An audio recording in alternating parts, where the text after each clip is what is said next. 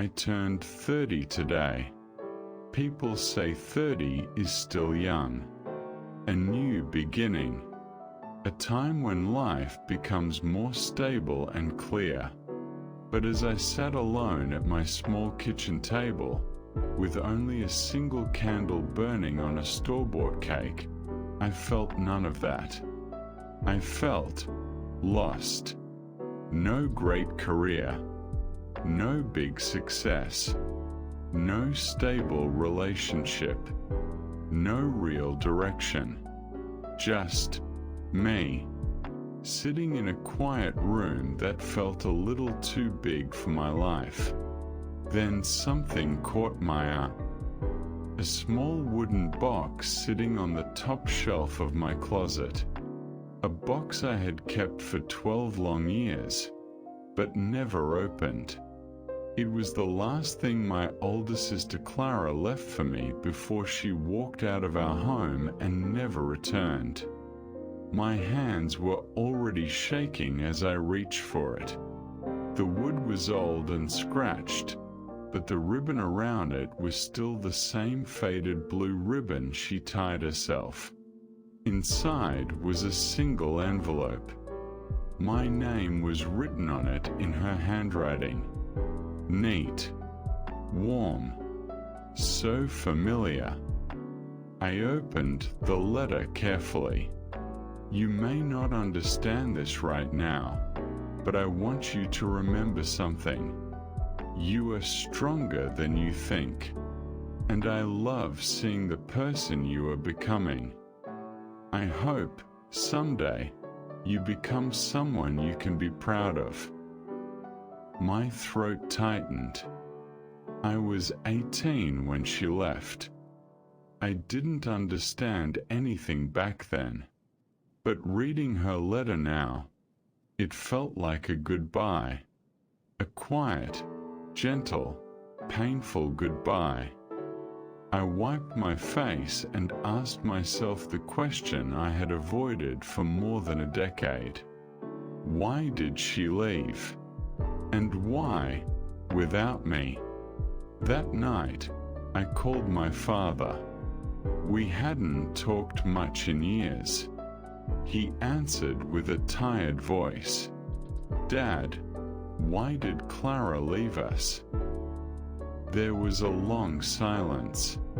Then he said softly, she thought she was a burden. I froze. A burden. Why would she think that? She felt she caused too many problems. She believed she wasn't enough. She believed she held you back. Held me back? Clara was the one who taught me to ride a bike, to draw, to dream. She always loved you, he continued, more than anything. I put the phone down and cried quietly. My sister left because she thought she wasn't worth staying. I couldn't sleep that night. At dawn, with the sky still dim, I packed a bag and bought a ticket to the last city Clara worked in. I only had a street name from an old document, but my heart told me I needed to go. The city was unfamiliar. Tall buildings, busy streets, people walking fast with purpose in their eyes. I asked around, "Do you know Clara?" She volunteered here. She helped people. Some didn't remember. Some weren't sure. Some gave small hints. A cafe owner said, she worked here for 2 months. She smiled a lot, but she always looked a little sad. A librarian said, she loved books about healing, about forgiveness, about starting over. Little fragments of her were scattered everywhere, but none of them were enough, until a woman in her 50s stopped and asked, Are you Clara's brother?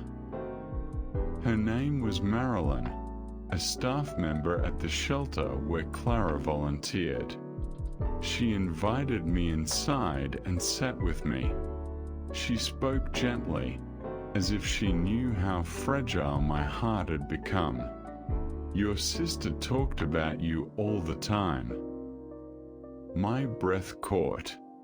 What did she say? That you were the best part of her life. That she wanted you to grow without worry. That she didn't want her problems to become your problems.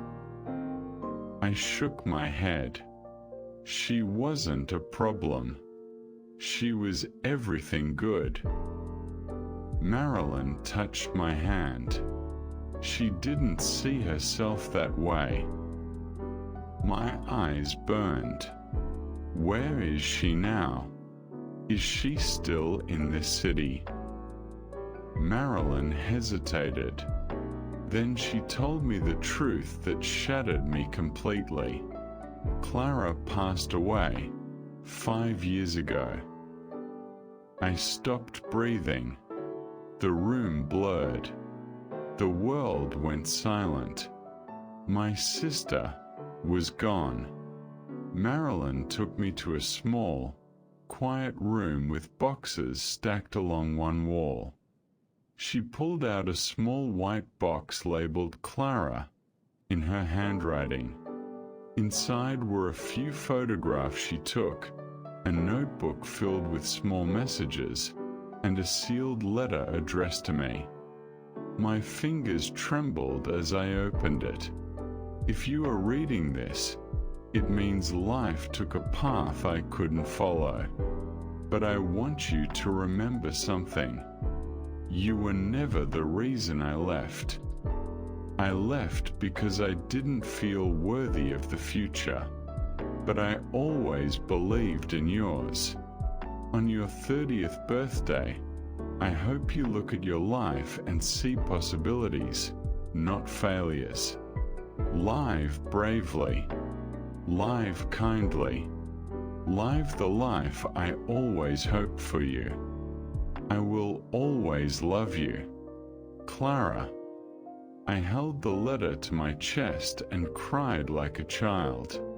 12 years of confusion finally had a voice. I spent hours reading her notebook. Small thoughts, dreams, pain she never shared, sketches of flowers, memories of our childhood.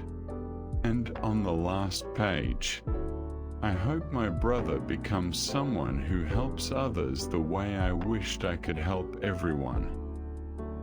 My purpose had been written long before I ever realized it. When I returned home, the world felt different. I was grieving, but I wasn't lost anymore. I bought a small desk, a laptop, a notebook, and at the top of the first page, I wrote, Clara Project, helping people start again. A simple program, a place for people who felt like burdens to feel seen again. Every decision I made felt like she was walking beside me. Every message I wrote felt like her voice guiding me gently. Tonight, I placed the candle back on my birthday cake and lit it again. This time, the room didn't feel big and empty. It felt warm, full, alive. I closed my eyes and made a wish.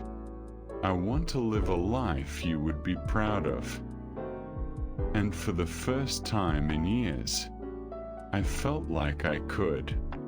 Happy 30 to both of us.